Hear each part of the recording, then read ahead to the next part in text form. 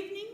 Welcome to our first ever Zoom in-house drama and speech concert. We welcome Mrs. Taylor in the room and all the 6th class performers who are doing grades 1, 2 and 3 this year.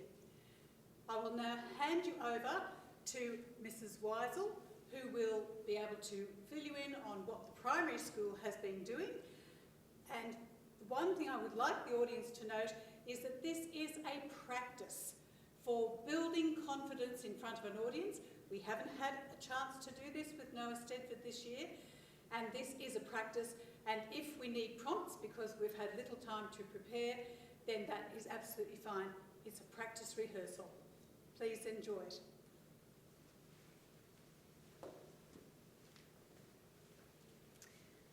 Well, good evening to Mrs. Taylor, to students here with us, to parents at home, or even you might be in the car. So if you have chosen to wait for your daughter in the car and Zoom on your mobile device, welcome. Thank you for your understanding, and thank you for, especially in these interesting times of COVID, and for your continued support for your daughter as they embark on their speech and drama exam later in the year. Year 6 girls, Rachel, Kiana, Katie, Polly, Ella, Kimberly and Annabelle have been working hard this year on preparing for their Grade 3 AMAB examinations, which are currently set for October later this year. Even through the remote learning time, we continued our lessons on Zoom and even tried improvisation games on the screen. The Year 6 girls have adapted very well and should be commended for their hard work. In Grade 3 speech and drama, girls are required to choose a narrative poem and a prose to memorise, as well as poems and prose to prepare for reading. They present an unprepared mime, as well as create a storytelling character sketch with either a puppet or a prop. Along with this, each student discusses their choices with the examiner and demonstrates their knowledge of pausing, emphasis, and other conventions that contribute to effective reading and storytelling. There is a lot for them to prepare. Tonight, you will see a selection of poems and poetry for their exam preparation, along with a group play they have been working hard on. While not part of their exam, this group play gives them a chance to be on stage with their friends and an experience of how to work together on stage and how to portray a character. Well, that's enough from me. Each student will be introducing their own performance, so please make our first student welcome, Rachel Mungle.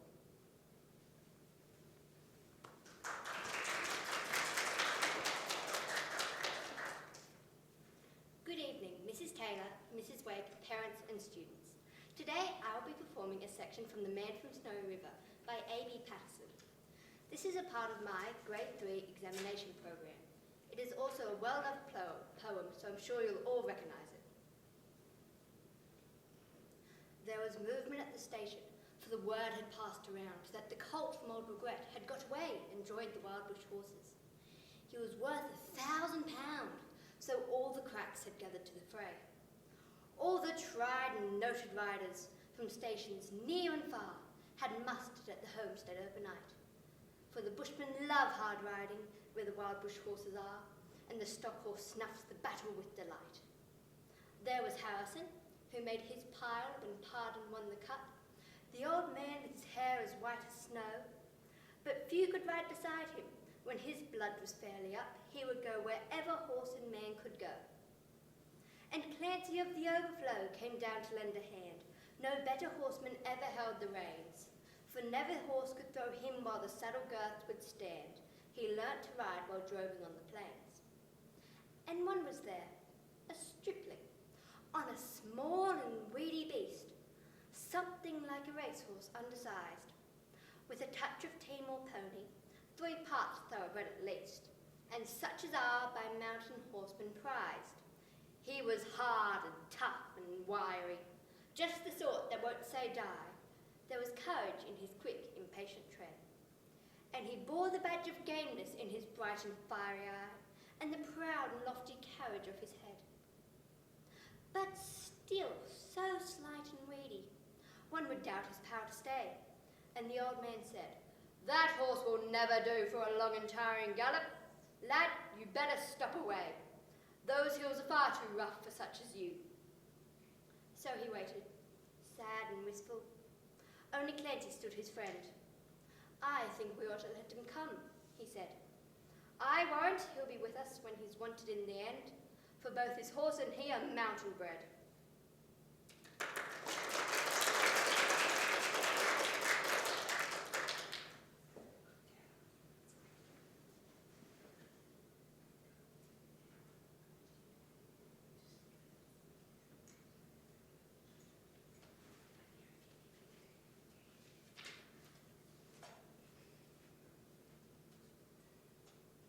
Good evening, Mrs. Taylor, Mrs. Wake, students and parents. This evening I will be performing an extract from the Greek heroes. This extract fits into my theme of seasons. I hope you enjoy. If ever you are lucky enough to visit the beautiful land of Greece, you will find a country haunted by more than 3,000 years of history and legend. The towering mountains slope steeply to the bluest blue seas, and between the mountain slope valleys, green and silver with the leaves of millions of olive trees, golden with corn in early summer, and brown and white as the hot sun dries all up, until the wide river becomes a tinkling stream of grey and yellow stones. In winter and early spring, the mountains are clothed with snow. Mist hides the higher lands, and the rivers are roaring torrents racing down the great gulfs and bay, which break Greece up into little divisions as surely as the mighty mountains do. As you wander through Greece in late spring, you are back in those ancient days, the moment you leave the towns behind.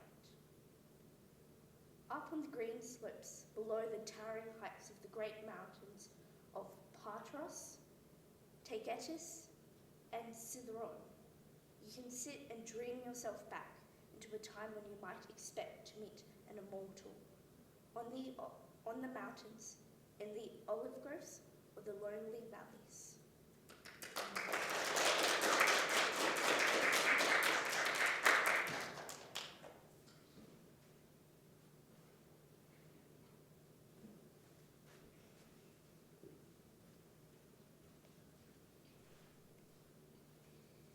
Good evening, Mrs. Taylor, Mrs. Wake, parents and students. This evening, I would like to perform for you a poem from my Grade 3 AMEB examination. It fits into my theme, monsters, as it talks about reasons you shouldn't dine with Frankenstein. Advice from Dracula by Ken Nesbitt. Don't ever dine with Frankenstein. He feasts on flaming turpentine. He chomps and chews on soles of shoes and quaffs down quarts of oily ooze. At supper time, he'll slurp some slime. He's known to gnaw on grisly grime. His meals of mud and crispy crud will curl your hair and chill your blood. His poison, pungent, putrid snacks will cause you seizures and attacks. Your hair might turn completely white. You may pass out or scream in fright. Your skin will crawl, your throat will burn, your eyes will bulge and your guts will churn. Your teeth will clench, your knees will shake, your hands will sweat and your brain will bake.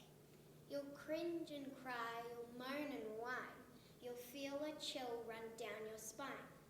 You'll lose your lunch, you'll lose your head, so come, dine with me instead.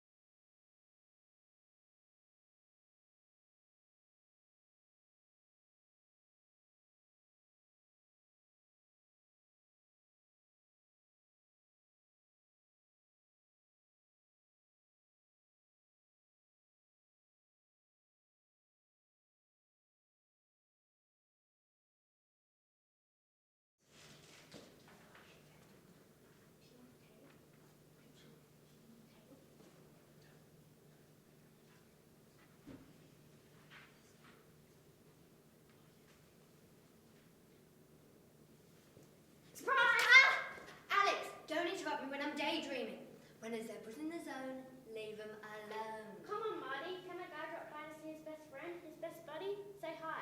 Maybe even say, I don't know. Happy birthday! Oh, you guys.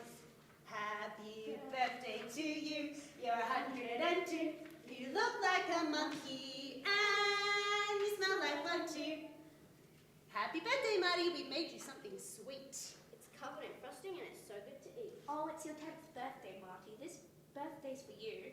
Because you smell like a monkey and you smell like one too. Same thing. I can't believe you remembered. Come on, baby cakes. Make a wish. Stop! COVID! What'd you wish for? Nope, can't tell you that. It's bad luck. Oh, come on. Just tell us, Marty. Come on. You want some bad luck? Oh, please. Come on. You can tell us. We're your friends. Us, you can tell us. Come on, tell us. Okay. I wished I could go to the wild.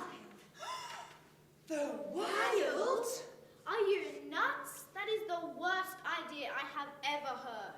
It's unsanitary. Come on, just imagine going back into nature. Clean air, wide open spaces. I hear they have wide open spaces in Connecticut. Connecticut. I think you can get the train there. I wouldn't take the train in this city. People are animals. But one could take the train, just hypothetically. You're not going to find any of this in the wild. Steak is a highly refined type of food thing that you do not find in the wild. Have you ever thought there might be more to life than steak, Alex? He didn't mean that big. No. Doesn't it bother you guys that you don't know anything about life outside the zoo? Well, thanks for the party, guys. It was really great. Really. What's eating him? Maybe you need to go talk to him, Alex. Cheer him up. Time for us to go. Bye, Marty. Happy birthday. Good night, Marty. Don't let the bed bugs bite. Seriously, this is an outbreak. Marty, buddy, everybody has days when they think the grass might be greener somewhere else. Alex, look at me. I'm 10 years old. My life is half over. I don't even know if I'm black with white stripes or white with black stripes. So, you're having a midlife crisis. I'm here for you, pal. I always am, aren't I? Sure. Then cheer up. What are you going to do? Just go running off to the wild by yourself? No. Good. You and me. Let's go. What?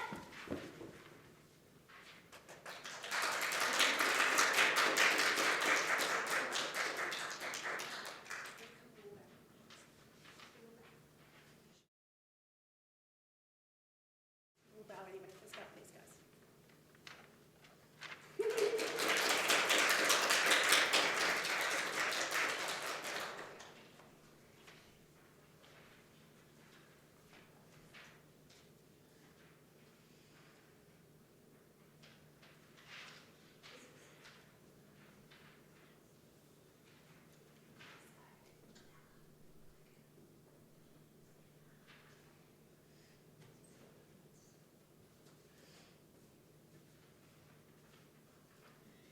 Good evening, Mrs. Taylor, Mrs. Wake, parents and students. This evening I would like to perform for you a poem from my Grade 3 AMEB examinations. It fits in well with my theme magic, as it is called the Misbehaving Magic Wand. It is about a magic wand that does not work and keeps casting the wrong spells. I hope you enjoy it. The Misbehaving Magic Wand. Wands are for wishing, tapping and waving, but mine was always misbehaving. The sky clouded over. I wished umbrella. Instead I appeared to Cinderella. She yearned for a ball at the castle, quite fancy. I wanted to go, though I knew it was chancy. A woman my age should not chance Prince Charming. Believe me, I've tried. The results were alarming. The pale silk gown, blue as May skies, and crystalline heels appeared in her size. Mice became horses, pumpkins turned to carriage. Next thing I knew, there was talk about marriage. I bought a cheap wand at the end of year sales. My plan for romance was destined to fail. In my lovely glass slippers, my ball gown divine, she married the guy who should have been mine.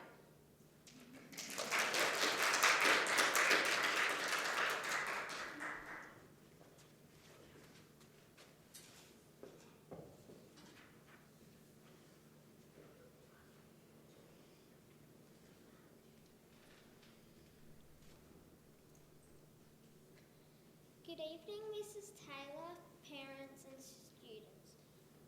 For my Amy B Grade 3 examination, my theme is school. I am performing a poem called My Teacher Took My iPod by Ken Nesbitt, though I hope none of my teachers are like the one in the poem. My teacher took my iPod. She said they had a rule. I wasn't allowed to bring it into class or even into school. My teacher took my iPod. She said she would return it. I'd have it back that day. But then she tried my headphones on and gave a click on play. Her body started swaying, her toes began to tap, she started grooving to the beat and rocking to the rap. My teacher says she's changed her mind. She thinks it's now okay to take my iPod into class. She takes it every day.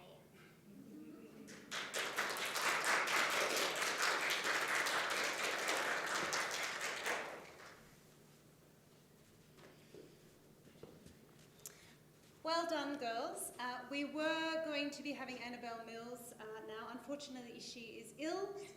So we will now have just a little break while we get ready for our group play. Our last group play, which will be Madagascar, which is a little bit further on in the musical to the one that we have just done. Same characters, different people. So just give us a little minute to set up for that. Thank you.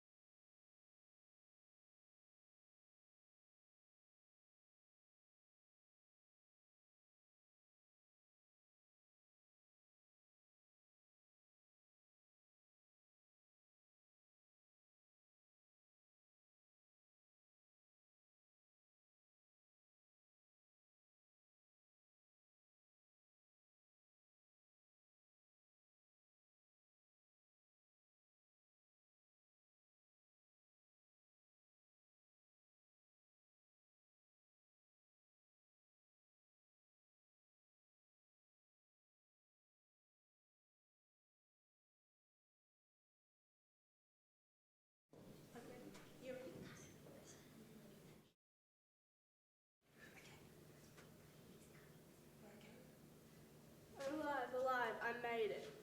But I'm all alone, the sole survivor. Oh, my poor friends, I'm gonna miss their faces, their smiles, and the sweet sound of their voices.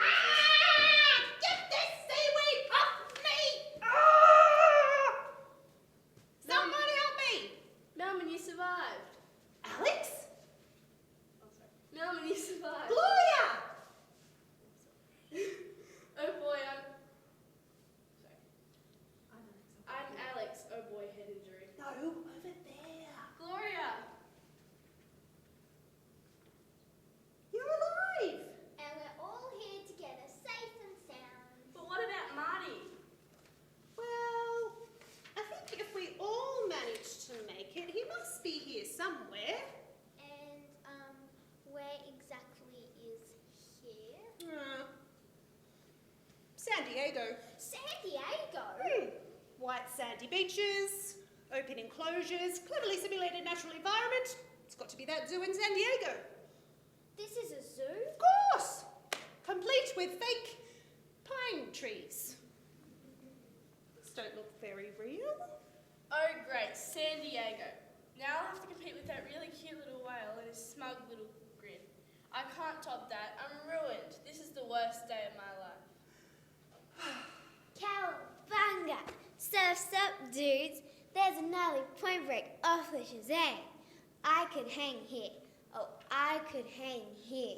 Marty, I'm so glad you're alive. I'm happy you're alive too, pal. Now I'm gonna kill you. Whoa, take it easy. Calm down. 20-second time out. Never talking to you again, Marty. Oh, come on.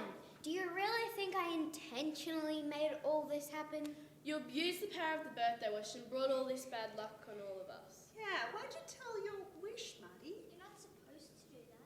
This isn't bad luck. This is good luck. Look around. This place is beautiful.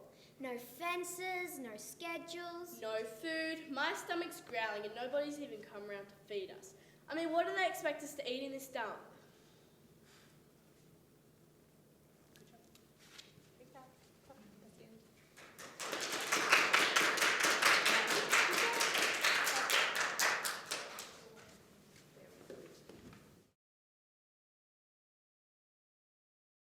And that concludes the first of our concerts with our Year 6 girls. So well done, Year 6. And thank you to Annabelle. I tried to be her giraffe. She does a much better job. Next time, Annabelle. Okay, so let's give the Year 6s one last little clap. Very well done. Please stay tuned because at 6:30 we will be seeing the Year 4 and 5 speech and drama girls. We'll see you then.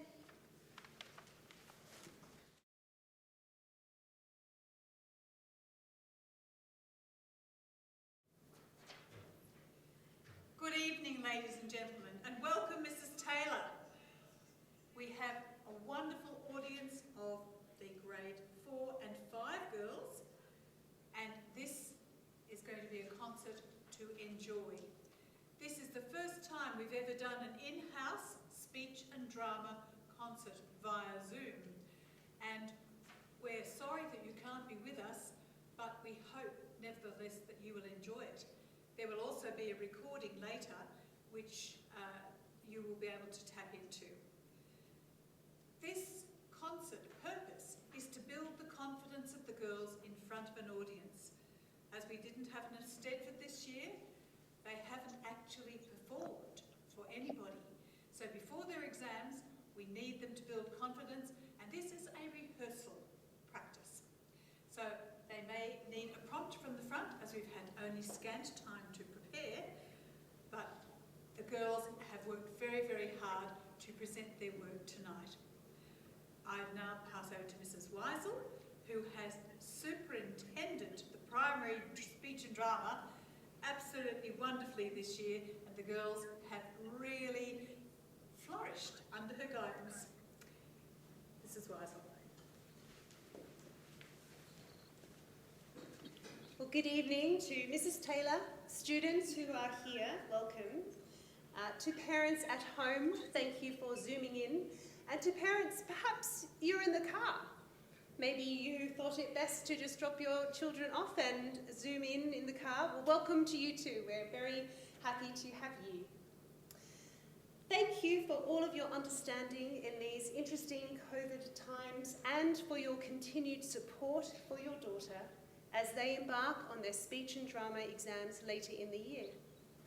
Years 4 and 5 students, Dana, Willow, Kate, Amal, Sophia, Meg, Mary and Grace have been working hard this year on preparing for their grades 1 and 2 AMAB examinations, which are currently set for October later this year.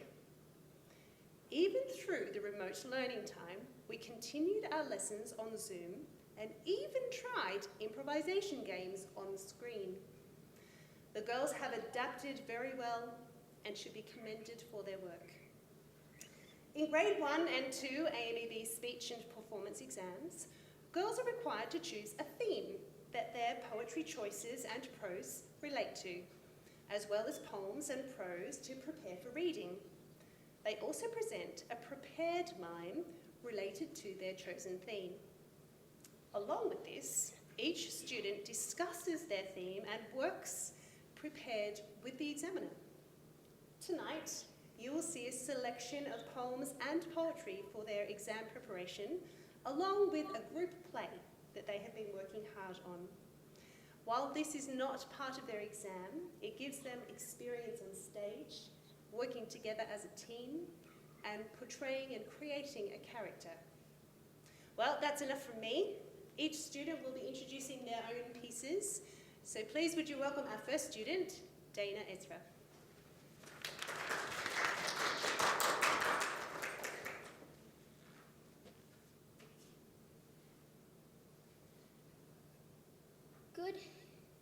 Good evening, Mrs. Taylor, parents and students. My name is Dana, and today I would like to share a poem with you called April Fool's Day by Ken Nesbitt. This poem fits into my theme of school experiences. Why, you may ask? Many students prank the teacher, though it may not turn out that well at the end of the day. It is a funny poem. I hope you like it. April Fool's Day by Ken Nesbitt. Mackenzie put a whoopee cushion on the teacher's chair. Michaela told the teacher the bug was in her hair. Alyssa brought an apple with a purple gummy worm and gave it to the teacher just to see if she would squirm. Elijah left a piece of plastic dog dough on the floor, and Vincent put some plastic vomit in the teacher's drawer. Amanda put a goldfish in the teacher's drinking glass. These April Fool's Day pranks are the one you could use in class. Before you go and try them though, there's something I should mention. The teacher was not fooling when she put us in detention.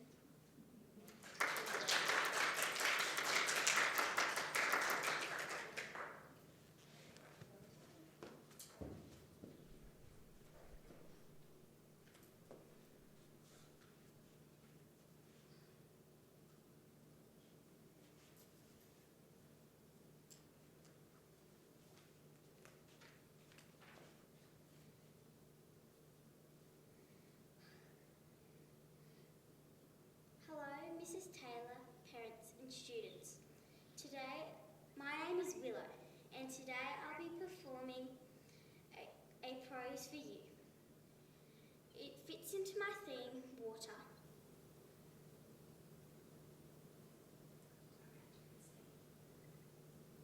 It's called Miranda at Sea by Jacqueline Harvey.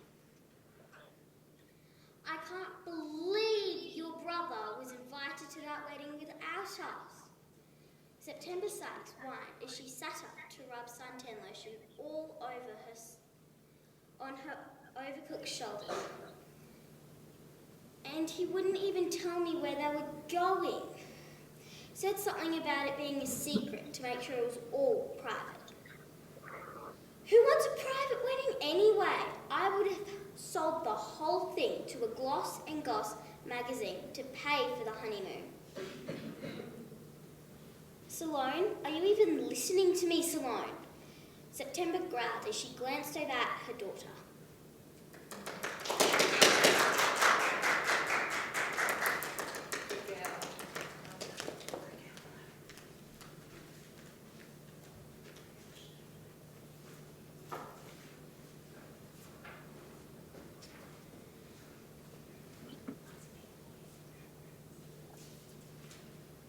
Good evening, Mrs. Taylor, students and parents.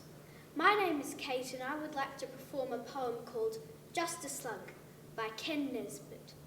This, for my grade 2 exam, my theme is Australian animals and it fits in very well. It is a little sad though. Just a Slug by Ken Nesbitt. Oh, I'm a slug, a lowly bug, who never does a thing. Although I'd like to ride a bike or maybe learn to sing. And if I could, I think I would, become a master spy. Then go and get a fighter jet and really learn to fly. I'd mountain climb, I'd rap and rhyme, I'd gain karate skills. I'd bronco ride and paraglide and have some spills and thrills. I'd take a trip by rocket ship and soar among the stars and travel free past Mercury and Jupiter and Mars. The books I'd write, the bulls I'd fight, the places I would go. If only I were quick and spry instead of sad and slow. Alas, it seems, despite my dreams, I'll have to pull the plug on all I ache to undertake, for I am just a slug.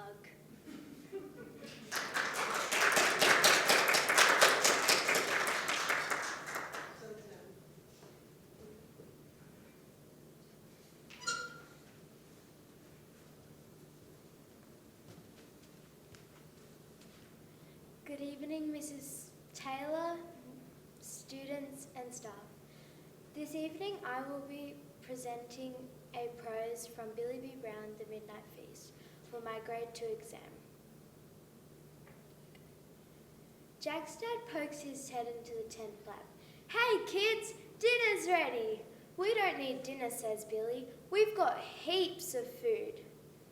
"But it's a long time till midnight," says Jack's dad, "and it's spaghetti bolognese." Spaghetti bolognese is Billy's favourite. Okay, we'll come in for dinner, but that's all." Billy and Jack run inside. They can smell the spaghetti. It makes their tummies rumble. Jack and Billy both eat 2 bowls of spaghetti each, then run back outside to the tent. It's still light. "Shall we have the marshmallows now?" Jack reaches for the big packet of pink and white marshmallows. They look delicious.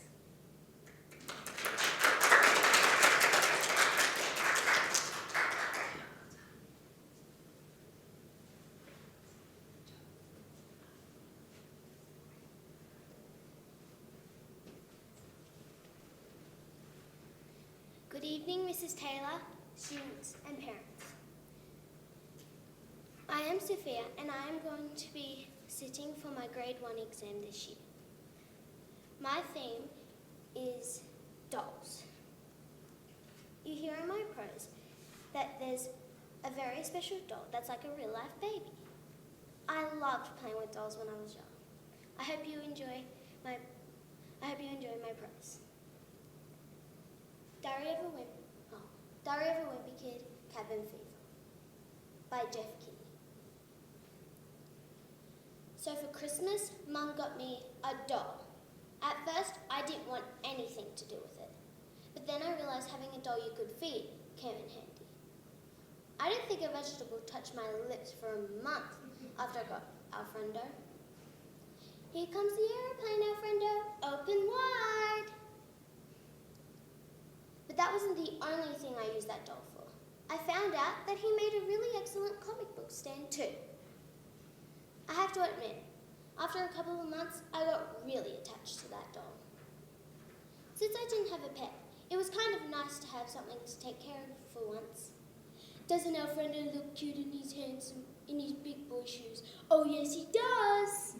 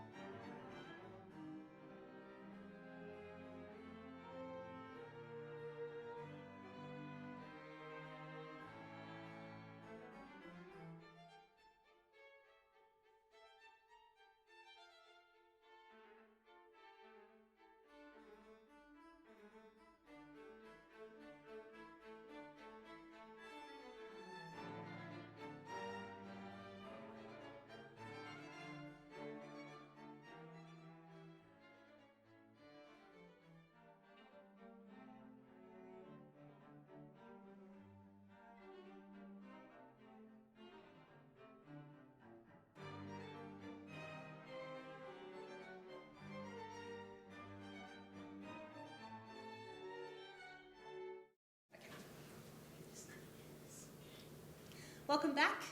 I would like to welcome you to a lovely section of James and the Giant Peach. Our Year 4 and 5 girls will be performing it. We hope you enjoy it. Oh, I don't believe it! I just don't believe it! Help somebody! Hurry, Mrs. Trotter, hurry! Oh, can't we just sit down and rest? Rest, when a scared rhinoceros is trying to eat us up? But I am tired. Don't be ridiculous, it's gaining on us, hurry! I don't think we're going to make it, Mr. Trotter. Neither do I, Mrs. Trotter. Well, goodbye, Mrs. Trotter. Goodbye. Goodbye, Mr. Trotter! Wow, what a beginning to a story. Can you believe that?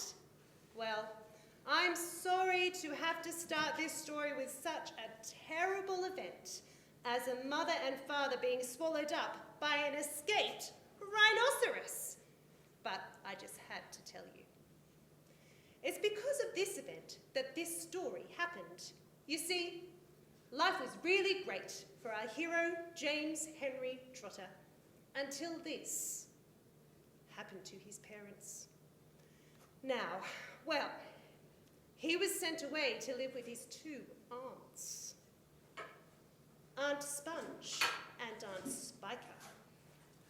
I am sorry to point out, but I must, that they were both really horrible people. They were selfish and lazy and cruel, and right from the beginning they started beating poor James for almost no reason at all. Let's take a closer look at what's happening. I look and smell, I do declare, as lovely as a rose. Just feast your eyes upon my face and observe my shapely nose. Behold my silky heavenly locks, and if I take off both my socks, you'll see my dainty toes. But don't forget, my dear old Sponge, how much your tummy shows. Why, Sponge, you're red. Go soak your head. My sweet, you cannot win. Behold my gorgeous curvy shape, my teeth, my charming grin. Oh, beauty is me, how I adore my radiant looks. And please ignore the pimple on my chin. My dear old trout, to the world I'll shout, you're only bones and skin.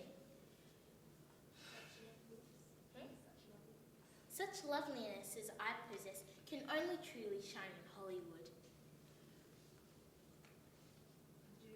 I do declare, oh wouldn't that be fine? I'll capture all the nation's hearts. They'll give me all the leading parts, all the stars would resign.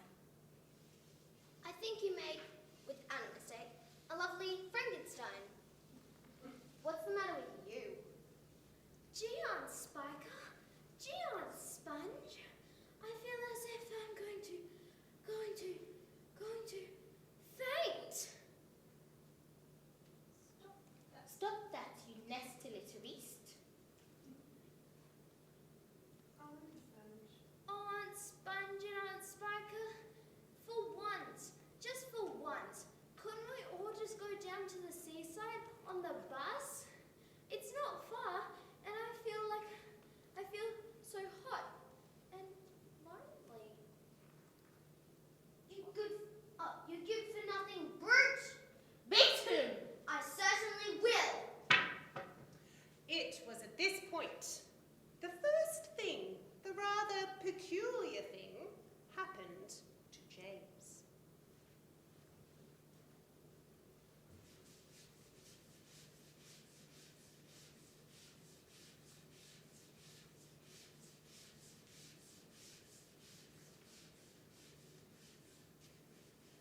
Come closer to me, little boy. Come right up close to me, and I will show you something wonderful. You see this? You know what this is, my dear? You know what's inside this little bag? Take a look, my dear. Listen to them. Listen to the moon.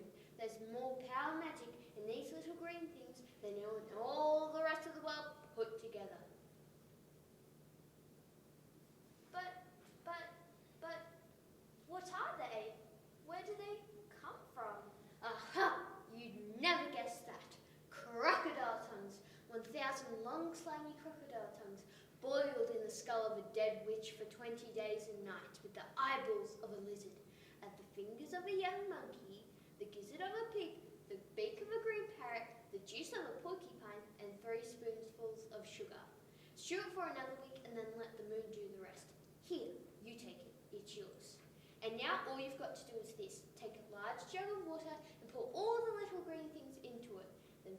Then very slowly, one by one, add 10 hairs from your own head. That sets them off. In a couple of minutes, the water will begin to froth and bubble furiously. And as soon as that happens, you must quickly drink it all down, the whole jugful in one gulp. And then, my dear, you will start to feel a churning and boiling in your stomach, and steam will start coming out of your mouth. And immediately after that, marvellous things will start happening to you, and you'll never be miserable again in your life. Uh-oh. What am I going to do? Well, I guess I may as well pick them up. Wait a minute. Why? They're burrowing into the ground.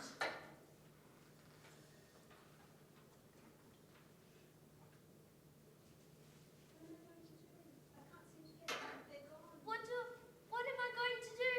I can't get them. They're gone. They're all gone.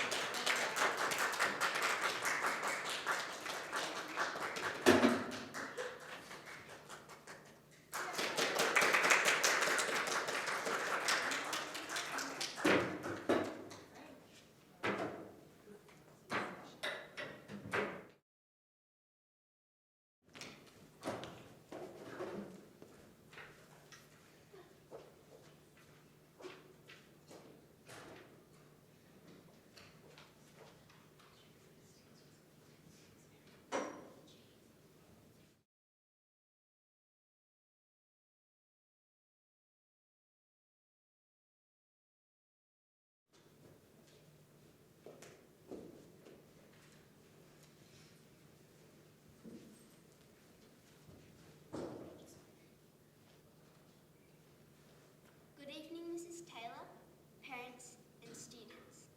My name is Meg, and I would like to perform a poem called The Biggest Burp Ever by Ken Nesbitt.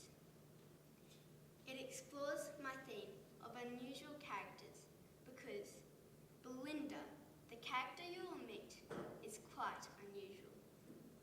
I hope you enjoy it. The record so far for the world's biggest burp is held by Melinda McNabb. It wasn't on purpose. She wasn't to blame. Her tummy just rumbled, and out the burp came. Belinda then instantly saw her mistake. The ground began trembling and starting to shake. That rumble was suddenly more of a roar. It busted the windows and knocked down the door. Her mother and father both covered their ears. Her brother and sister were nearly in tears. Her puppy looked panicked and yipped as he fled. Her kitten just cowered and covered his head. The cars on the streets began skidding and stopping. The shoppers in the shops started dropping their shopping. The squirrels all burrowed. The birds flew away. The sun disappeared for the rest of the day. As clouds began thundering all around town, trees toppled over and buildings fell down. Tornadoes and hurricanes blew through the sky. The rivers flowed backwards and the oceans ran dry. Volcanoes erupted from Perth to Peru. The Grand Canyon widened. Mount Everest grew. The earth started spinning a different direction. And worst of all, I lost my iPhone connection. Belinda was pretty embarrassed, all right, but she was well-mannered and very polite. And that's why she knew it would all be okay when she said, "Excuse me," and went on her way.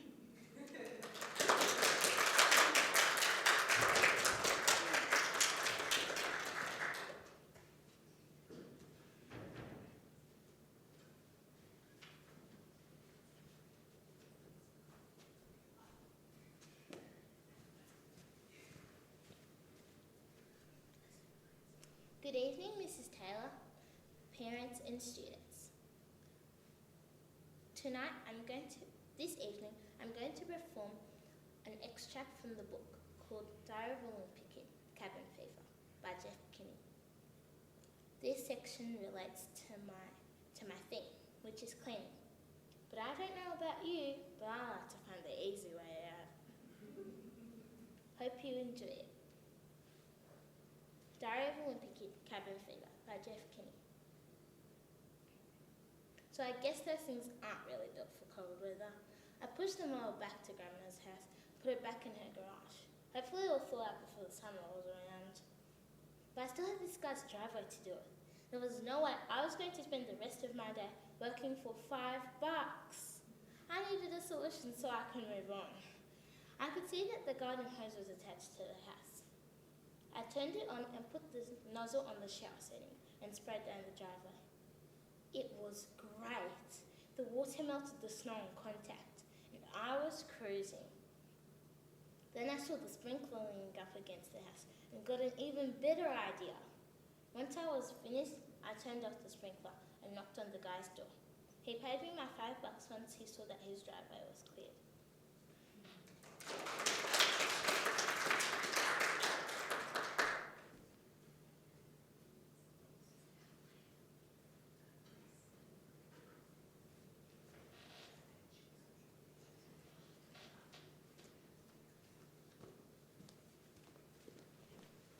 Good evening, Mrs. Taylor, parents and students. My name is Grace and I will be performing my prose I am preparing for my Grade 2 AMEB exam. My theme this year is annoying siblings, and I think I have the most annoying siblings in the entire universe. The characters in this story have a similar experience. Dork Diaries by Rachel Renee Russell. Unfortunately, Brianna was tagging along, and she was dying to go to the grand opening of the mall's Candy Kingdom play area. So where should we start? Chloe asks as we stare at the mall directory. There's a cool gadget store upstairs. Maybe we'll find something there, I suggested. Chloe, Zoe and I walked towards the escalator, but I only heard 2 pairs of snow boots scuffling behind me, not 3. I turned around and saw Brianna standing 6 meters behind us, frowning with her lips poked out. Move it, Brianna, I yelled. You're slowing us down. I want to go to Candy Kingdom now, she pouted. I knew she wasn't going to move from that spot unless I gave in. Fine, we'll go, but we can only stay there for 15 minutes, I said. Now where is this place? We've got to take the Gumdrop Express, Brianna exclaimed, pointing to a kid-sized train choo-chooing down the hall. The driver was an old guy dressed in a conductor getup. Are you kidding me? I cringed. There's no way we're riding that. What if someone sees us? But just look at how cute it is, Chloe squealed. Come on, it'll be fun. Can we ride it, please?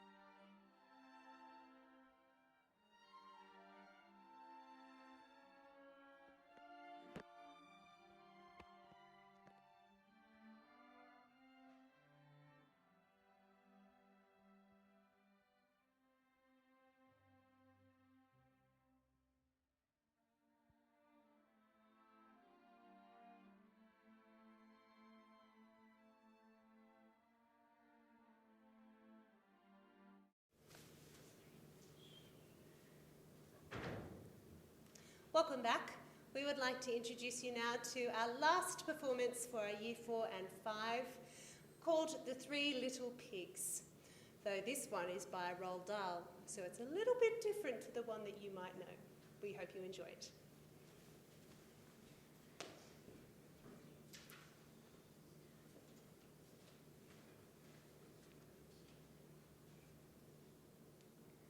The animal I really dig above all others is the pig. Pigs are noble, pigs are clever, pigs are courteous.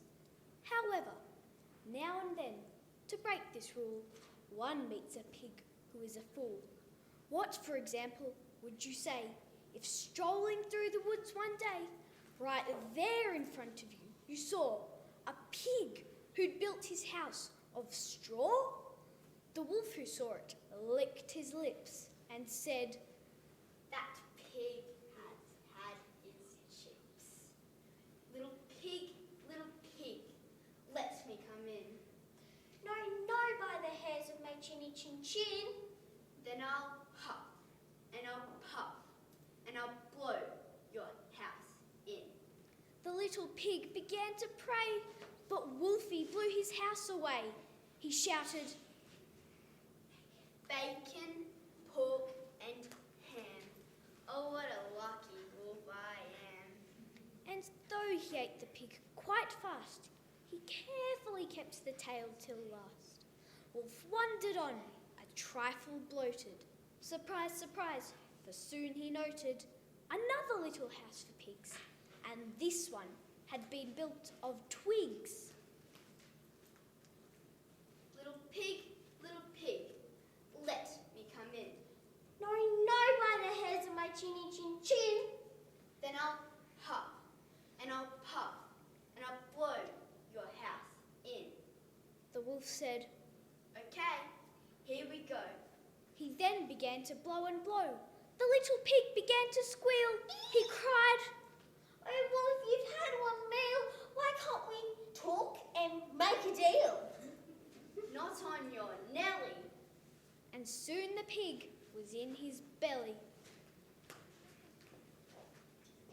Two juicy little pigs. But still, I am not satisfied. I know full well my tummy's bulging, but oh, how I adore indulging. So, creeping quietly as a mouse, the wolf approached another house, a house which also had inside a little piggy trying to hide. But this one, piggy number 3, was bright and brainy as could be. No straw for him, no twigs or sticks. This pig had built his house of bricks. You won't get me. The piggy cried. I'll blow you down. The wolf replied. You'll need Pig said. a lot of puff, and I do not think you have enough. Wolf huffed and puffed and blew and blew. The house stayed up as good as new. If I can't blow you down, Wolf said. I'll have to blow you up instead. I'll come back in the dead of night and blow it up with dynamite. Pig cried. You brute! I might have known. Then picking up the telephone, he dialed as quickly as he could the number of Red Riding Hood. Hello? She said. Who's speaking? Who? Oh, hello, Piggy. How do you do? Pig cried. Oh, Miss Hood, I need your help. Help me, please. You think you could? I'll try, of course. Miss Hood replied. What's on your mind? Wolf. Pig cried. I know you've dealt with wolves before, and now I've got one at my door. My darling pig, She said. my sweet. That's something really up my street. I've just begun to wash my hair, but when it's dry, I'll be right there. A short while later, through the wood came striding brave Miss Riding Hood. The wolf stood there, his eyes ablaze and yellowish, like mayonnaise. His teeth were sharp, his gums were raw, and spit was dripping from his jaw. Once more the maiden's eyelid flickers. She draws the pistol from her knickers. Once more she hits the vital spot and kills him with a single shot. Pig, peeping through the window, stood and yelled, Well done, Miss Red Riding Hood! Ah, Piglet, you must never trust young ladies from the upper crust. For now, Miss Riding Hood, one notes, not only has 2 wolfskin coats, but when she goes from place to place, she has a pigskin travelling case.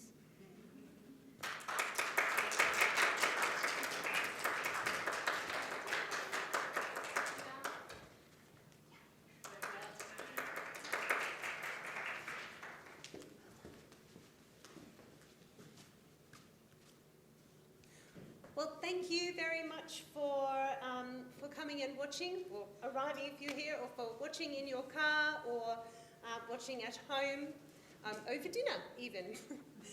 Thank you for joining us. Would you give our Year 4s and 5s another clap? I'd like to introduce our drama prefect for 2020, and this is Sienna Cattrall, who has a presentation to make to Mrs. Weisel. Oh, So I'm sure that all of you have seen the splendid job that all the Year 4s and 5s have done. Mrs. Weisel has been their drama teacher for the past year, I believe, and you have done such an amazing job. Mrs. P and I are very proud, and we just wanted to say huge congratulations and thank you so much thank you. for everything that you've done for them, because I'm sure getting up on stage and being able to do something like this is very good and very exciting, especially for the juniors. So thank you so much.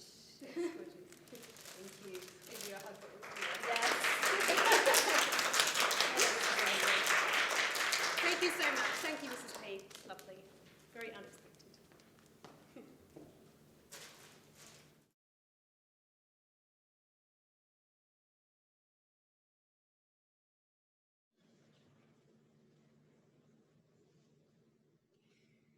Good evening, ladies and gentlemen, parents of these girls, of whom you will be very proud once you see them perform tonight. This is our first Zoom in-house speech and drama concert, and we hope that you will thoroughly enjoy seeing the girls in their rehearsal phase. They have only had a short time to prepare, and we may have some prompts happening, but they've worked very hard to try to provide some wonderful entertainment for you this evening. I will be introducing each item, and there are 16 items on our program tonight. Whether you're in the car or tucked up safely next to your fire at home, we are presenting for your enjoyment Year 7 and 8 speech and drama.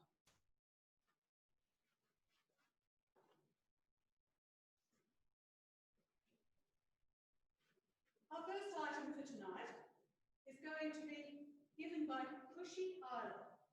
This is a character sketch and it's called Bedtime. Please welcome Cushy.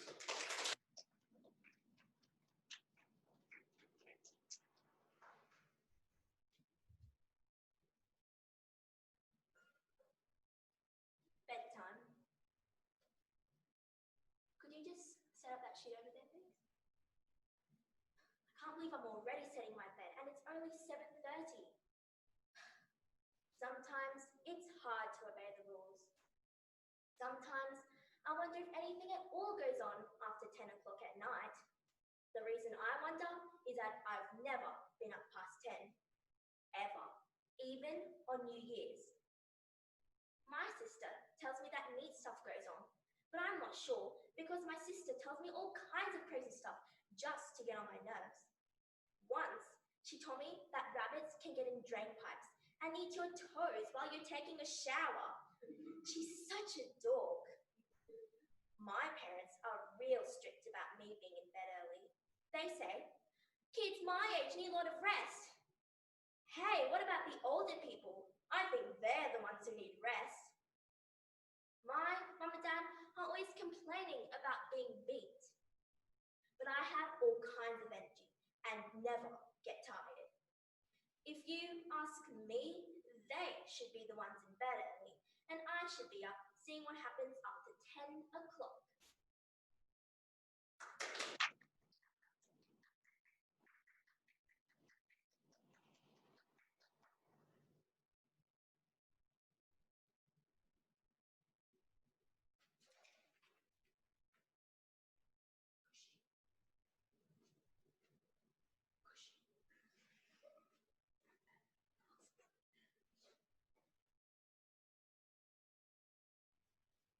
Our second item this evening is a speech that will be given by Bella Waters.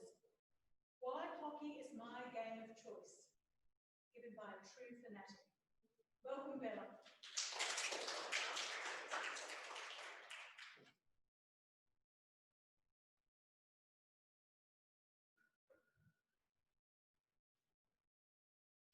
Ladies and gentlemen, hit the ball, dive for the goal. The most exciting game this world has seen. Filled with passion and love, it is none other than the fast-paced, winter-warmer sport, field hockey. Field hockey is the third largest sport in the world, being especially popular in the UK, the Netherlands, Australia, Germany, New Zealand, India, and the USA. According to the current FIH stats, in the men's competition, Belgium leads, followed by Australia and the Netherlands, while in the women's competition, Argentina leads, followed by the Netherlands and Australia. Both the women's team, the Hockeyroos, and the men's team, the Kookaburras, have successfully represented Australia in the Commonwealth Games as well as the Olympic Games, winning 14 gold medals all up. An amazing thing about hockey is you don't have to attend a big city, big school to go far. Take Georgie Morgan, a co-captain for the Hockeyroos. She spent her schooling days here in Armidale, attending Javal High School, and now look where she is. If there's one thing hockey has taught me, is if you can dream it, you can do it. Teamwork is an essential part of everyday life, as we're surrounded by people every day. Playing hockey, you learn to improve yourself and the way you play the game, as well as becoming aware of your surroundings and surrounding people. Playing hockey, it's like having a second family. When you win a game, you share your triumph with the team, with the energy in the air and celebration all around. When you lose a game, you can feel your teammates' disappointment and you commiserate together, but also ask questions like, what went wrong and how can we stop this from happening again? You learn to use each other for strength and guidance, and learn to play to yours and your teammates' strengths to build a strong, productive and trusting team that works together. We all know how important interaction and communication between people is.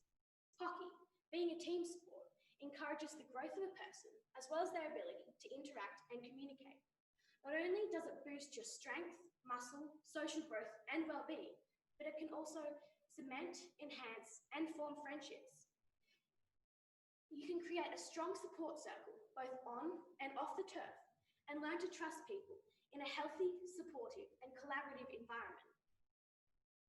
You learn to accept differences in personality and culture and develop an ability to make a safe and comfortable environment for everyone. Peers have a particularly powerful social influence on youth development, especially during adolescence.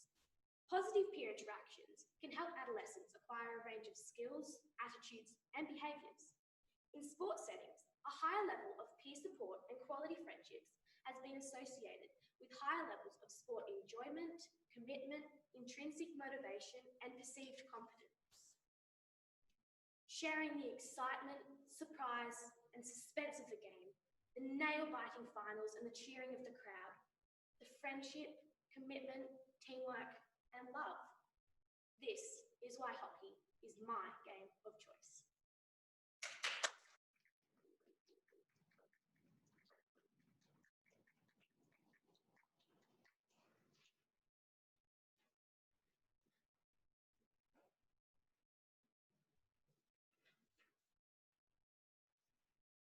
Thank you to our enthusiast, Bella.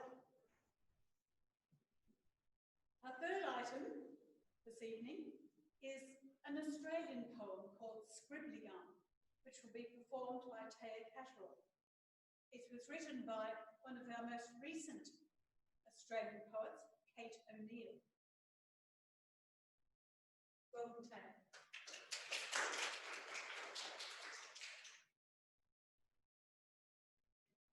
Scribbly Gums by Kate O'Neill. The scribbly gum is a eucalyptus tree with a very smooth, pale trunk. The distinctive brownish scribbles are made by the larvae of the tiny scribbly moth. Tall custodians of scribbled mysteries. What can you tell us, silent trees? What tunneling scribes find sanctuary within this covert library? Mere larvae, small but diligent, whose little lives are wholly spent to leave these ciphers in your care till later times reveal them there.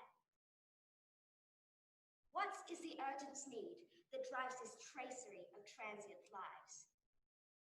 What are the messages laid here in the darkness? Why, year after year, do you allow these prophets in? Is there an itch beneath your skin? Are you, tall gums, merely content to give their need your nourishment? Or do your lives and theirs conspire to keep these riddles from our eye? Till when these poets take their leave, you wear their heart songs on your sleeve.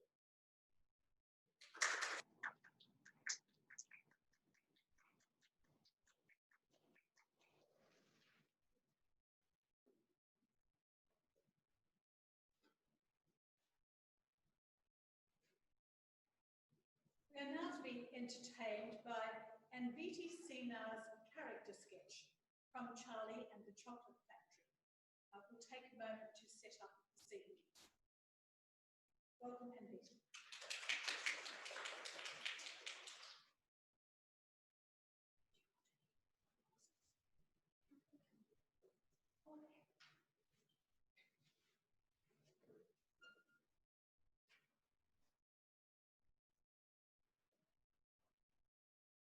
All right, stop here for a moment to catch your breath and take a peek through the glass panel of this door. But don't go in. Whatever you do, don't go in. Into the nut room. If you go in, you'll disturb all of the miniature squirrels. Miniature squirrels? These squirrels are specially trained for getting the nuts out of walnut shells. Nobody can get walnuts out of their shells in one piece except for squirrels.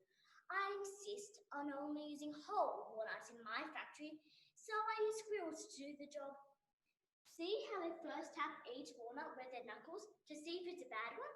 If it's bad, they don't even bother to open it. They simply throw it down the rubbish chute. Hey, Daddy, I've decided I want a squirrel. Get me one of those squirrels. I don't care if they're Mr. Willy Wonka's, I want one. All I've got at home is 2 dogs and 4 cats and 6 bunny rabbits and 2 parakeets and 3 canaries and a green parrot and a green turtle and a bowl of goldfish and a cage of white mice and a silly old hamster. I want a squirrel. But I don't want any old squirrel. I want a trained squirrel. They're not for sale. She can't have one. Who says I can't? I'm going in to grab me a squirrel this very minute. Don't! All right, I'll have you. No, no, no. They've all jumped on her. All of them. 25 have her right arm pinned down. 25 have her left arm. 25 have her right leg anchored to the ground. And 25 have her left leg. And the last squirrel, it just climbed up on her shoulders and started tapping on Veruca's head. They're checking to see if she's a bad nut. What? My goodness, she's a bad nut after all. Her head must have sounded quite hollow. She's going where all the other bad nuts go. Down the garbage chute.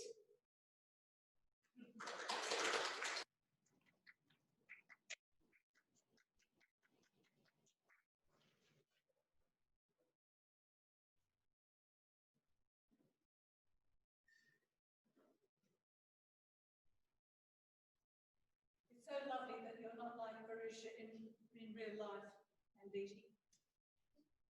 Our next character sketch is going to come from Caitlin Cable. This is from the book So Much to Tell You by John Marston. Welcome, Caitlin. We may take a moment to set up.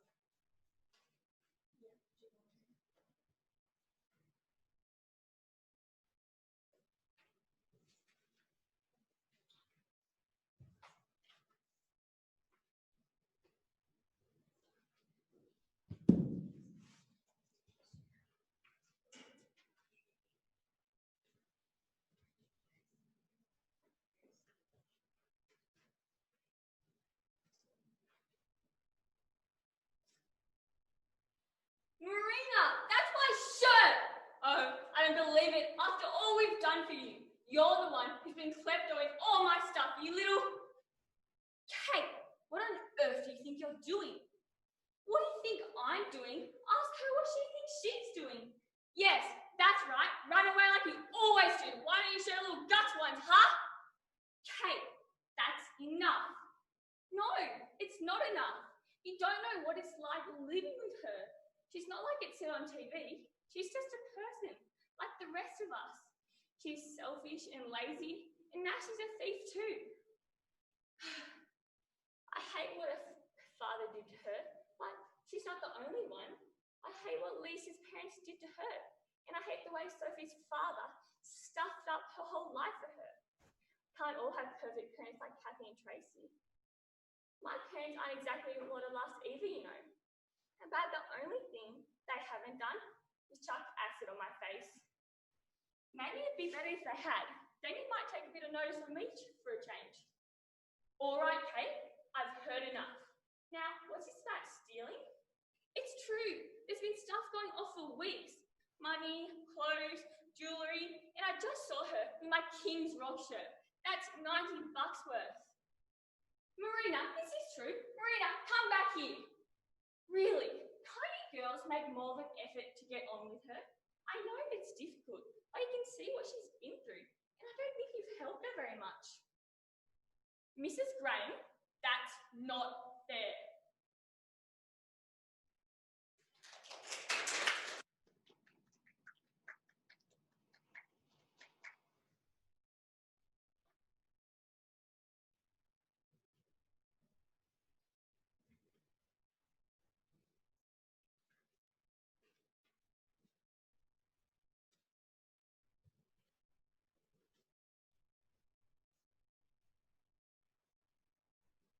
Another delightful character sketch is going to be presented by Kira Peat. This one comes from James and the Giant Peach by Roald Dahl, and you will find it very, very entertaining. Welcome, Kira.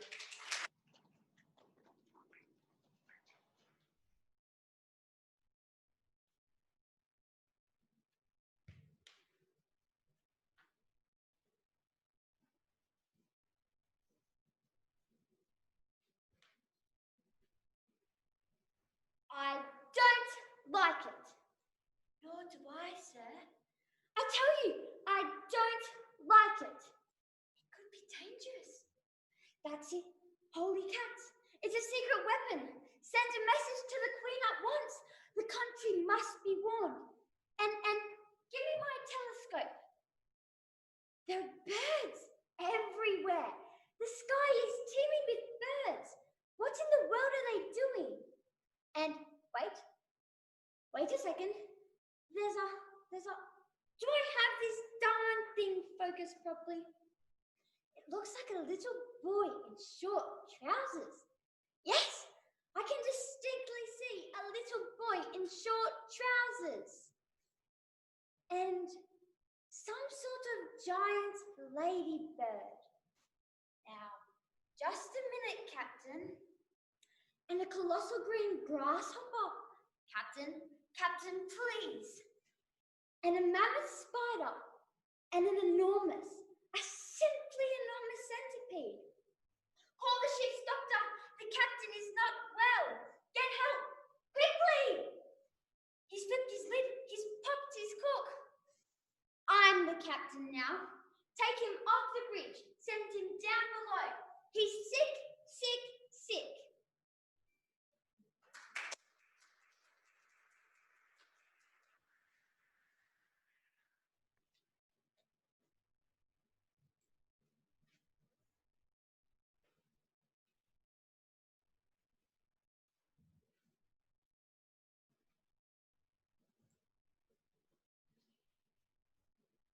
Lily McCosker is now going to entertain us with another character sketch. This one is entitled Silly Stuff. It's written by Ruth May Roddy. Welcome, Lily.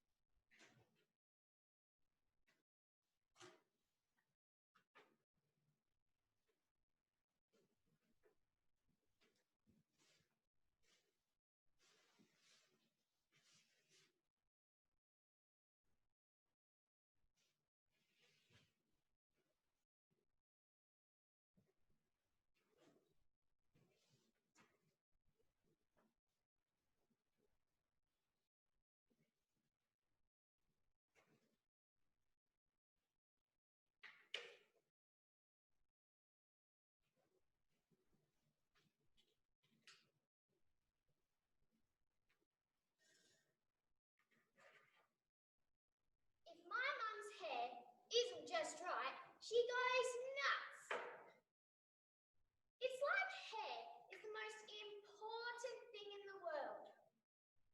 Like, I mean, what's hair? Hair isn't cool. Hair is hair. After I take a shower, I just dry it off,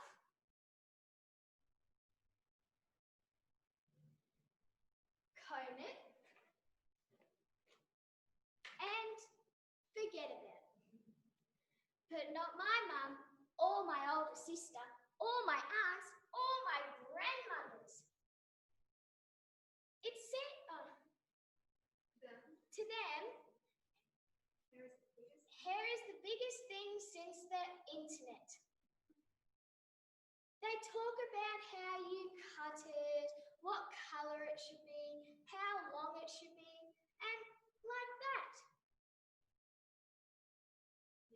Yesterday, I heard my mum telling my Aunt Sally that her hair was cute. How can hair be cute? Rabbits? Maybe kittens? But hair? Get real. It seems like women are more hair nutty than men. I never hear my dad or uncles talk about hair. My Uncle Ralph doesn't have any. And that doesn't seem to bother him. But he does kind of look funny from the back. Kind of like his shoulders are growing a grapefruit or something. But who cares? So what? Hair is no way as important as going to the mall.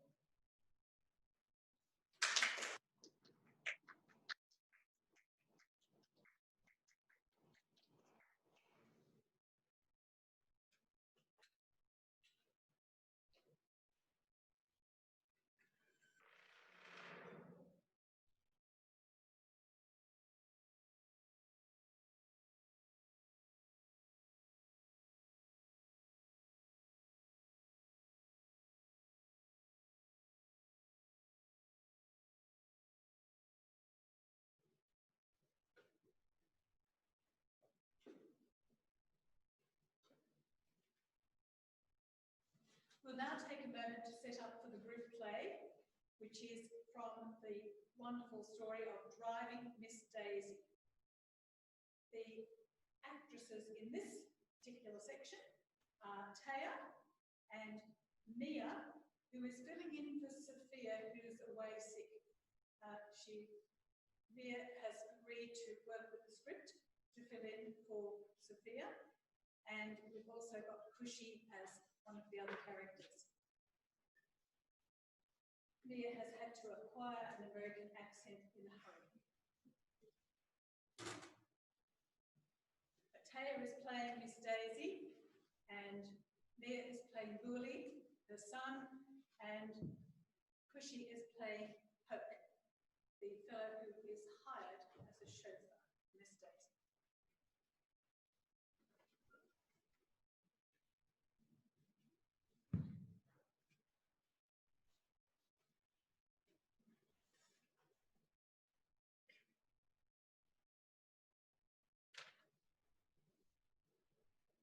No. Mama, I said no, Bully, and that's the end of it. It's a miracle you're not laying there in Emory Hospital or decked down at the funeral home. Look at you. You didn't even break your glasses. It was the car's fault. Mama, the car didn't just back over the driveway and land on the Pollard's garage all by itself. You had it in the wrong gear. I did not. You put it in reverse instead of drive. The police report shows that. Think what you want. I know the truth. The truth is, you shouldn't be allowed to drive a car anymore. No. Mama, we're just gonna have to hire somebody to drive you. No, we are not. This is my business. Your insurance policy is written here that you are going to have to get a new car. Not another Packard, I hope. Lord Almighty. Don't you see what I'm saying? Quit talking so ugly to your mother. Pope, I want you to understand, my mother is a little high-strung. She doesn't want anybody driving her. But the fact is, you'll be working for me. How does $20 an hour sound? Sound like you got your mama a chauffeur. Morning, Miss Daisy. Good morning. Right cool in the night, wasn't it? I wouldn't know. I was asleep. Yes, what your plans today? That's my business. Yes, I dare say we're running out of coffee and Dutch cleanser. She said we low on silver polish too. Thank you. I will go on the trolley. I will go to the store this afternoon on the trolley. Now, Miss Daisy, how come you don't let me carry? No, thank you. Ain't that what Mr. Worthing hired me for? That's his problem. All right then, I'll find something to do. I tend you zinnias. Leave my flower bed alone. Yes, sir. You got a nice place back beyond the garage. Ain't doing nothing but sitting there. I could put you in some butter beans and some tomatoes and even some Irish potatoes. Could we get some ones with good eyes? If I want a vegetable garden, I'll plant it myself. All right then, I go sit in the kitchen. Don't talk to Adela. She's got work to do. No, I just sit there till 5 o'clock. That's your affair. Seemed like a shame, though. That fine automobile sitting out there in the garage ain't moving an inch from when Mr. Worthing rode it over here from Mitchell Motors. Only got 19 miles on it. Seems like that insurance company gave you a whole new car for nothing. That's yours.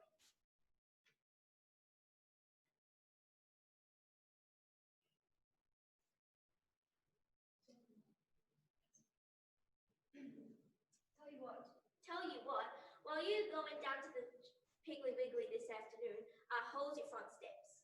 All right.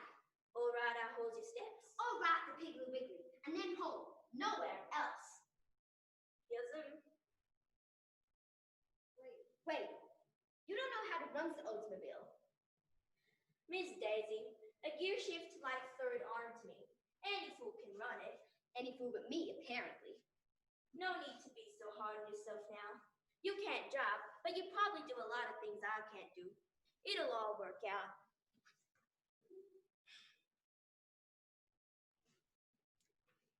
I'm nobody's fool, Hoke. No, I can see the speedometer as well as you can. I see that.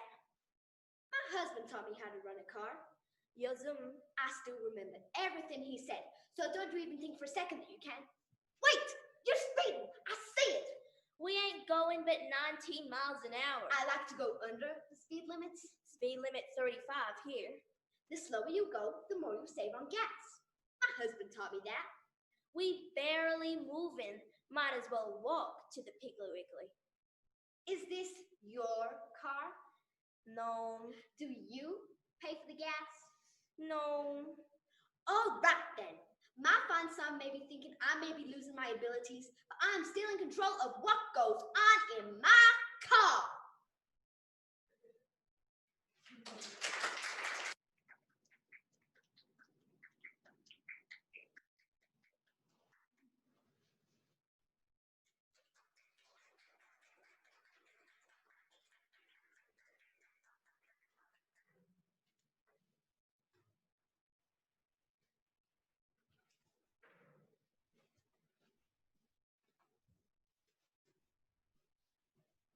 Miss Daisy was slightly forgetful with the shoes, but everything else about her regalia was splendid.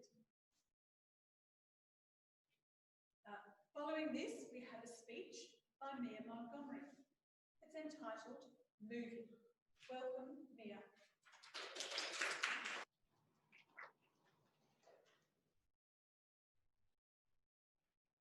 Moving. Have you ever wondered what it's like to move houses? Well, what around all around New South Wales in just 6 years? Well, hi, I'm Mia, and my life is kind of crazy. I have moved a handful of times, and just to get the picture running through your mind, I'm 14 years old, I was born in the Newcastle Private Hospital, and since then I've lived at Warialda, Bullaroo in Lake Macquarie, Tascott on the Central Coast, Inverell and Walgett. Why did we move so often? It's because my dad decided to join the police force, and when he was assigned to different stations, either he had to commute a long way or the whole family had to move and start again. When he got the job of joining the Drug and Anti-Theft Squad in Tuggerah Lakes, we had to move back to Bullaroo. Although I wasn't too keen on moving at first, I found I was quite good at making friends and trying new things. For instance, in Warialda, I ran the cross country, I learnt to play the glockenspiel to play at assembly, all on the first day. And then I met 3 lifelong friends, Ali, Taya and Georgia. By the 6th grade, I became school leader and we all played league tag every Saturday for the mighty Warialda Wombats. When primary school ended, we each parted our separate ways. The Gold Coast and for 3 of us to boarding school. Dad's posting from Inverell to Walgett meant boarding school was my best option, and here I am now at PLC Armidale. I also have the joy of living the lifestyle out west. Swimming in the Nemoy River, riding motorbikes, playing rugby, and having barbecues with the friendly locals. So what do I think about moving home from place to place? In my opinion is if you are able to make a move, do it. You will never regret it. You will meet new people, make lifelong friends, and in the meantime, make decisions you will never have imagined in a million years. You will try new things and become a new person. I have learnt what it's like living in a diverse lifestyle. I've become a well-mannered girl from the country lifestyle. I've learnt to live without seeing my family every day and to live so far away from them. I've had the amazing opportunity to attend boarding school and to meet even more people. Although I would encourage moving, I would love to stay in Walgett, as we have everything we need, although we don't have an IGA. We have amazing friends, we live in a good part of the town, and I can honestly say to people I live in Woop Woop. I can ride my motorbike, I can swim in the Nemoy River out at our mate's place. What more could a girl need? I also get some of the most amazing sunsets to photograph. It's even more amazing out at our mate's place, listening to the fire crackling and listening to music, enjoying a cold beveragino after a strenuous day on the bikes in the dust and the mud. So if you have the opportunity to move, don't be anxious. Look on it as an amazing opportunity to expand your world.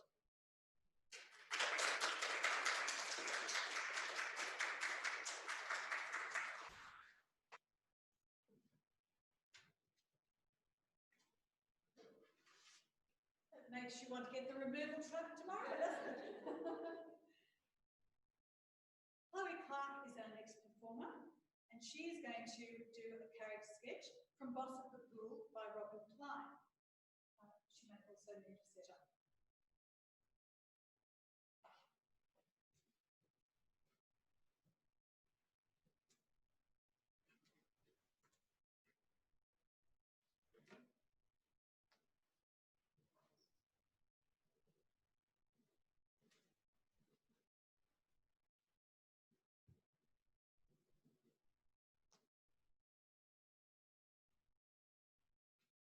What you doing? I'm sorting out your old toys. What? I'm sorting out your old toys. Why? Why what? What? Take those damn things out of your ears and you might be able to hear me. All right, keep your hair on. Well, why are you sorting out my old toys? The kids at the hostel might get some use out of them. But they're mine. What right have you got to be giving away my things? Shelley, I wish you would stop this. Stop what? Look, they've got hardly any equipment. Surely you could spare an old set of building blocks. Help me carry these into the cart, eh? I'll be late if I don't get to move on. I'm not helping you carry them anywhere. What was the line, please? I haven't given you permission to give them away, have I? Besides, I have to get my things for staying over at Megan's tonight. Hello. Oh, hi, Marg. We're just about to leave. Yeah, I'll drop Shelley off on the way to work. Oh, poor kid. Yes, it's miserable for them. No, that's all right. Shelley can come to the hostel with me. All right, thank you. Bye. You can't come to the hostel. Oh, you can't come to Megan's tonight. She's sick. Oh, brilliant.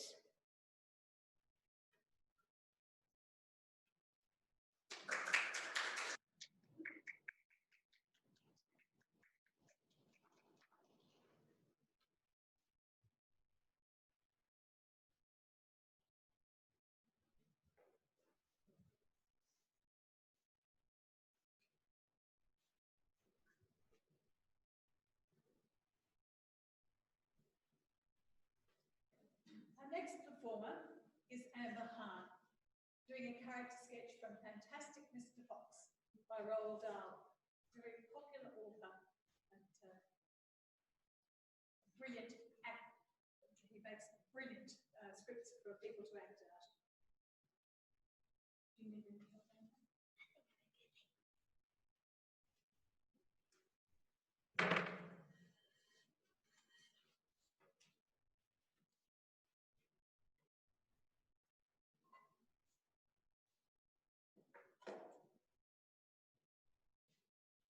How many really want this time, Mrs. Bean? Bring up 2 or 3 jars. He drank 4 yesterday, Mrs. Bean. Yes, but he won't want that many today because he isn't going to be up there much longer. He says the fox is bound to make a run for it this morning. Can't possibly stay down that hole another day without food. I'll be glad when the rotten brute is killed and strung up on the front porch. And by the way, Mrs. Bean, your husband said I could have the tail as a souvenir. The tail's been all shot to pieces. Didn't you know that? You mean it's ruined? Of course it's ruined. They shot the tail but missed the fox. Oh heck, I did so want the tail. You can have the head instead, Mabel. You can get it stuffed and hang it on your bedroom wall. Now hurry up with that cider. Yes, ma'am, I'm coming.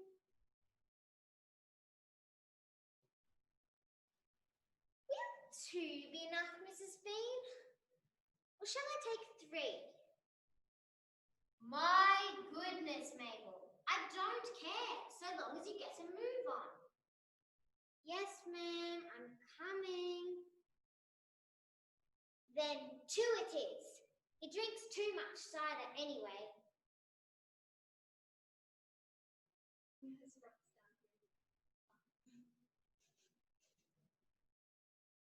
There's rats down here again, Mrs. Bean. I can smell them. Then poison them, woman. Poison them. You know where the poison's kept. Yes, ma'am.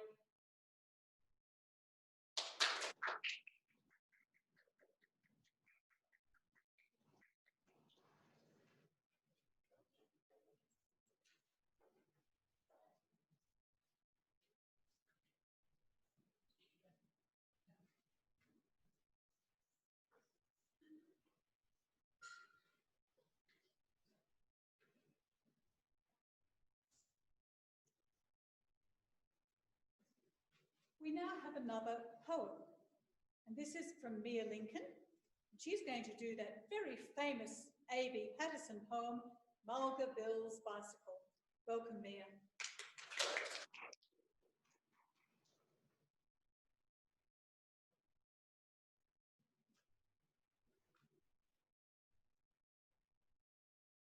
"'Twas Mulga Bill from Eaglehawk that caught the cycling craze, that turned away his good old horse that served him many days.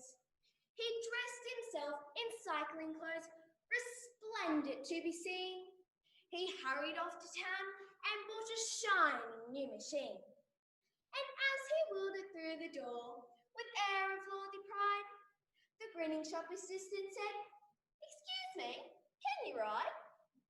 "See here, young man," said Mulga Bill, "from Wagga to the sea, from Conroy's Gap to Castlereagh, there's none can ride like me. I'm good all round at everything, as everybody knows. Although I'm not the one to talk, I hate a man that blows. But riding is my special gift, my chiefest sole delight.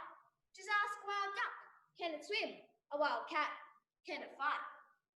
There's nothing clothed in hair or hide, or built of flesh or steel.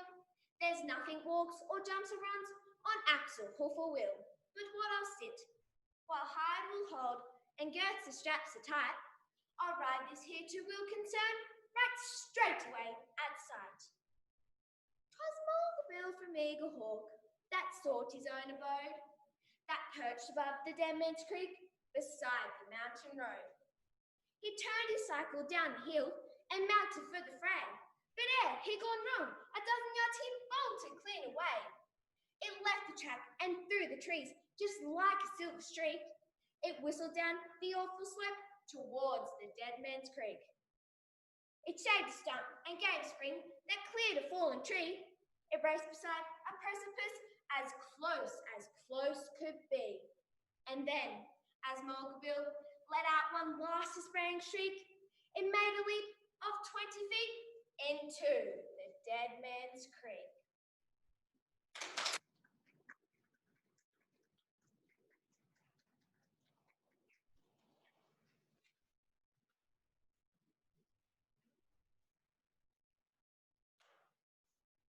Well, A.B. Patterson never fails to entertain.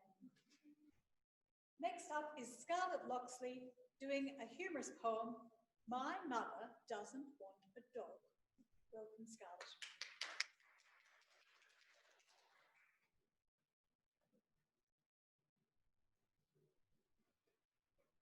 Mother Doesn't Want a Dog by Judith Fjost. Mother doesn't want a dog. Mother says they smell and never sit when you say sit, or even when you yell. And when you come home late at night and there is ice and snow, you have to go back out because the dumb dog has to go. Mother doesn't want a dog. Mother says they shed and always let the strangers in and bark at friends instead, and do disgraceful things on rugs, and track mud on the floor, and flop upon your bed at night, and snore their doggy snore. Mother doesn't want a dog. She's making a mistake. Because, more than a dog, I think, she will not want this snake.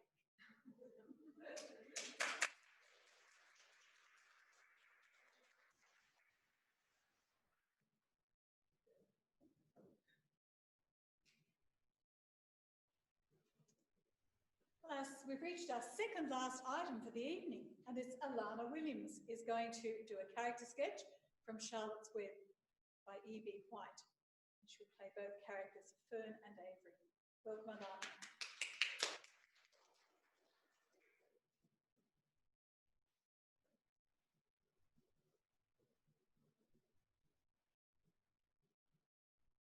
Fern! In here, Avery. Mother sent me to get you. You're going to miss supper. coming. Bye, everybody, and thank you, Charlotte, for whatever it is you're going to do to save Wilbur. Who's Charlotte? That spider over there.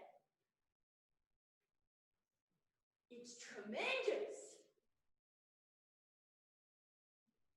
Leave it alone.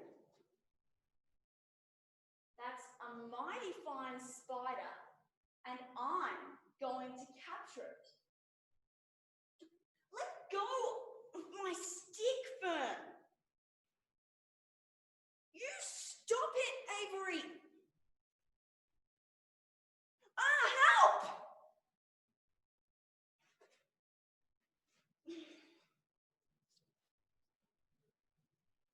I warned you, Avery.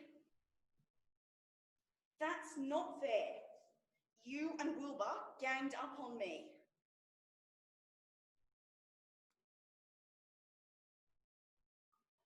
What is that smell?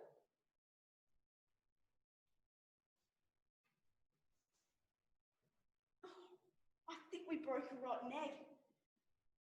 Good night. What a stink. Let's get out of here.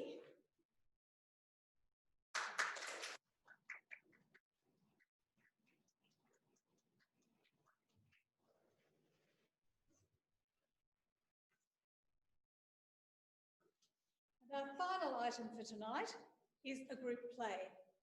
We'll take a moment to set up for that.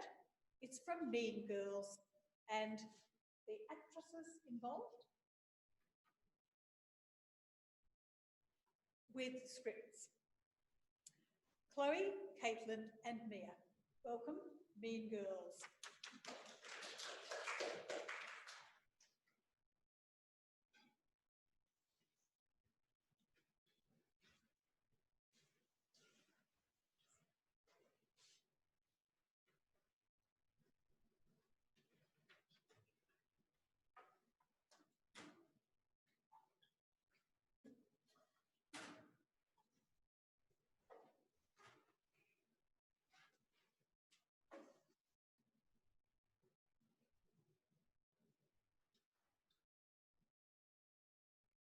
Oh, you don't want to sit there.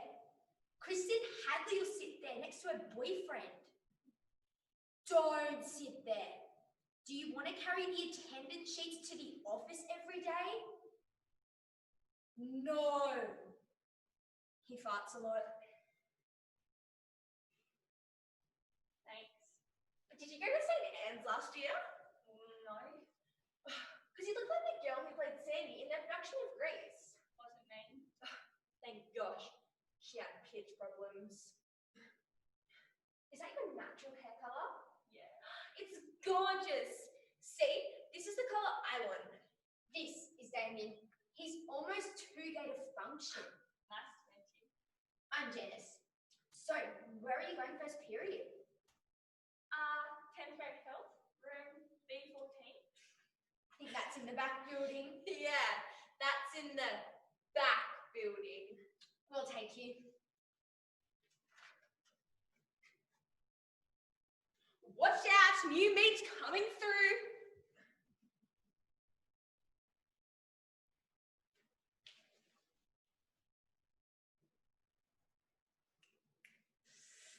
That's really bad for you.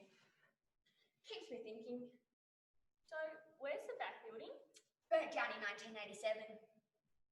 Won't we get in some sort of trouble for this? Oh, if you show up late, yes. But if you just don't turn up at all, they'll never even notice. Scene 2.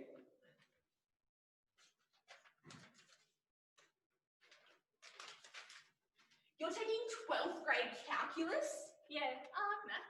Ew. Why? Because it's the same in every country. That's beautiful. This girl is deep.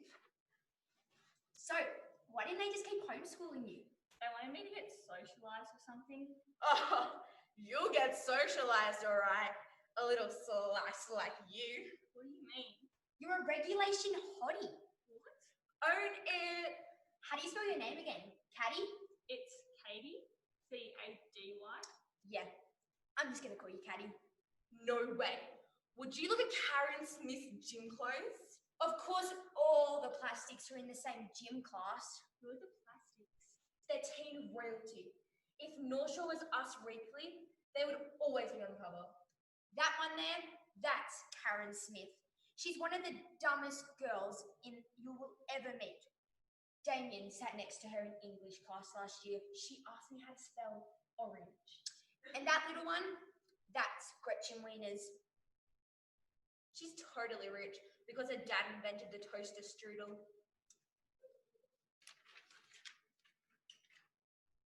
Gretchen Wieners knows everybody's business. She knows everything about everyone.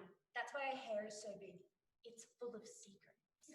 And evil takes a human form in Regina George. Don't be fooled, because she may seem like a typical selfish, backstabbing, basic girl, but in reality, she's so much more than that. She's the queen bee, the star. Those other two are just her little workers. Wow, really? She has 2 Fendi purses and a silver Lexus. And I hear that her hair is insured for $10,000. She's horrible. Why do you hate her? What do you mean? Regina, you seem like you really hate her. Yes? What's your question? Well, my question is, why?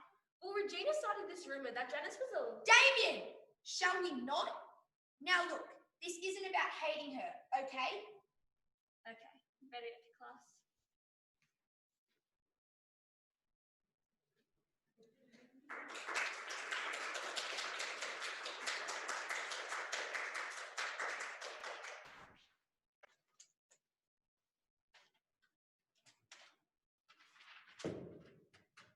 Thank you to all the girls who performed and entertained us so wonderfully tonight. You are approaching your exams and your pieces are just about ready. I hope you've enjoyed building your confidence this evening in front of an audience. We certainly enjoyed being your very small audience. Mrs. Taylor and Mrs. Weisel and Mr. Estridge all thoroughly enjoyed the evening. And that concludes our program for tonight.